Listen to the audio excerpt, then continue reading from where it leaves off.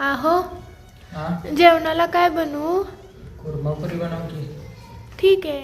तर आज मी सोप्या पद्धतीने कुर्मा बनवणार आहे. चला बघूया रेसिपी. कुकरमध्ये तेल, थोडे खडे मसाले, मिरची, बारीक चिरलेला कांदा घालून घेऊया.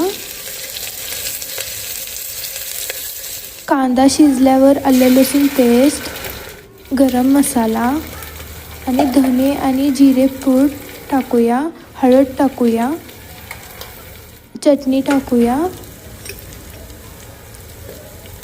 भाजीमध्ये मी फ्लावर, वाटाणा, बटाटा घेतला आहे.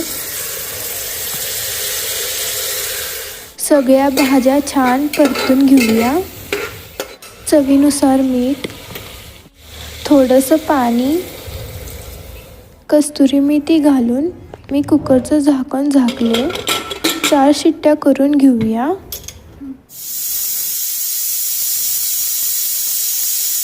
गव्हाचं पीठ मी मळून ठेवलं होतं. 15 ते 20 मिनटं झालेत.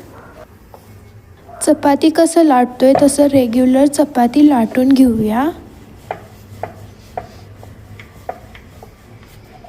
मी पुरीचा आकार द्यायला इथं छोटी डिश यूज केली आहे, तुम्ही बघू शकताय. आता पुरी तळाय घेऊया.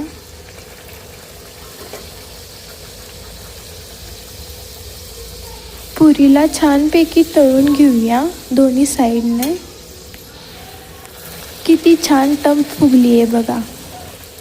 असेच एक एक करून मी सगळ्या पुऱ्या छानपैकी तळून घेतलेत, बघू शकताय तुम्ही.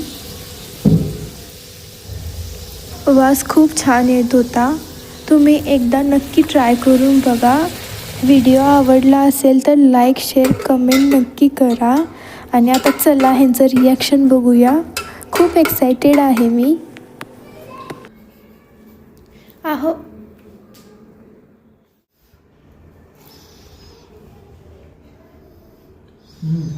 एक नंबर मस्त झाला.